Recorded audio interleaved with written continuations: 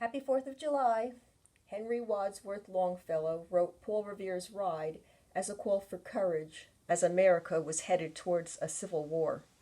The narrative form of the poem harkens back to the bravery required of the colonists in order to fight the British during the American Revolution. Listen, my children, and you shall hear of the midnight ride of Paul Revere. On the 18th of April in 75, hardly a man is now alive who remembers that famous day and year. He said to his friend, "If the British march by land or sea from the town tonight, hang a lantern aloft in the belfry arch of the North Church tower as a signal light. One if by land, and two if by sea,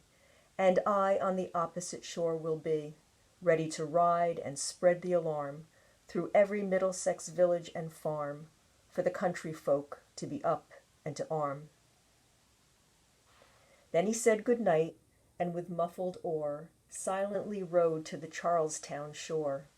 just as the moon rose over the bay, where swinging wide at her moorings lay the Somerset, a British man of war, a phantom ship, with each mast and spar across the moon like a prison bar, and a huge black hulk that was magnified by its own reflection in the tide. Meanwhile his friend through the alley and street wanders and watches with eager ears, till in the silence around him he hears the muster of men at the barrack door, the sound of arms and the tramp of feet, and the measured tread of the grenadier, marching down to their boats on the shore. Then he climbed to the tower of the church, up the wooden stairs with stealthy tread to the belfry chamber overhead, and startled the pigeons from their perch on the sombre rafters that round him made masses and moving shapes of shade. By the trembling ladder, steep and tall, to the highest window in the wall, where he paused to listen and look down a moment on the roofs of the town, and the moonlight flowing over all. Beneath, in the churchyard, lay the dead, in their night encampment on the hill, wrapped in silence so deep and still that he could hear, like a sentinel's tread, the watchful night wind as it went creeping along from tent to tent, and seeming to whisper, "All is well." A moment only he feels the spell of the place and the hour and the secret dread of the lonely belfry and the dead. For suddenly all his thoughts are bent on a shadowy something far away, where the river widens to meet the bay, a line of black that bends and floats on the rising tide like a bridge of boats. Meanwhile, impatient to mount and ride, booted and spurred with a heavy stride, on the opposite shore walked Paul Revere. Now he patted his horse's side, now gazed on the landscape far and near, then impetuous stamped the earth, and turned and tightened his saddle girth. But mostly he watched with eager search the belfry tower of the old North Church, as it rose above the graves on the hill, lonely and spectral and sombre and still, and lo, as he looks on the belfry's height, a glimmer and then a gleam of light. He springs to the saddle, the bridle he turns, but lingers and gazes till full on his sight a second lamp in the belfry burns. A hurry of hoofs in a village street, a shape in the moonlight, a bulk in the dark, and beneath from the pebbles in passing a spark, struck out by a steed that flies fearless and fleet. That was all,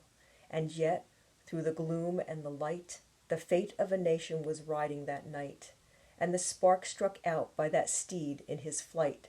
kindled the land into flame with its heat.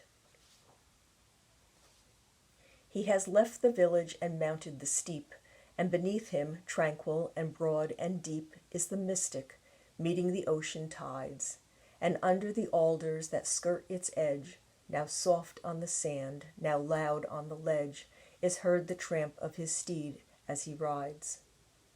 It was 12 by the village clock when he crossed the bridge into Medford town. He heard the crowing of the cock and the barking of the farmer's dog, and felt the damp of the river fog that rises when the sun goes down. It was 1 by the village clock when he galloped into Lexington. He saw the gilded weathercock swim in the moonlight as he passed, and the meeting-house windows, blank and bare, gaze at him with a spectral glare, as if they already stood aghast at the bloody work they would look upon. It was 2 by the village clock when he came to the bridge in Concord town. He heard the bleating of the flock and the twitter of birds among the trees, and felt the breath of the morning breeze blowing over the meadows brown.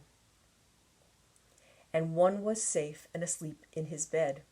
who at the bridge would be first to fall, who that day would be lying dead, pierced by a British musket ball.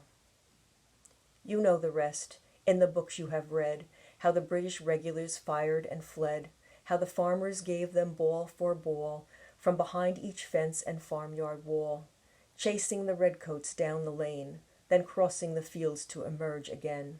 under the trees at the turn of the road, and only pausing to fire and load. So through the night rode Paul Revere, and so through the night went his cry of alarm to every Middlesex village and farm, a cry of defiance and not of fear, a voice in the darkness, a knock at the door, and a word that shall echo forevermore. For borne on the night wind of the past, through all our history to the last, in the hour of darkness and peril and need, the people will waken and listen to hear the hurrying hoofbeats of that steed and the midnight message of Paul Revere.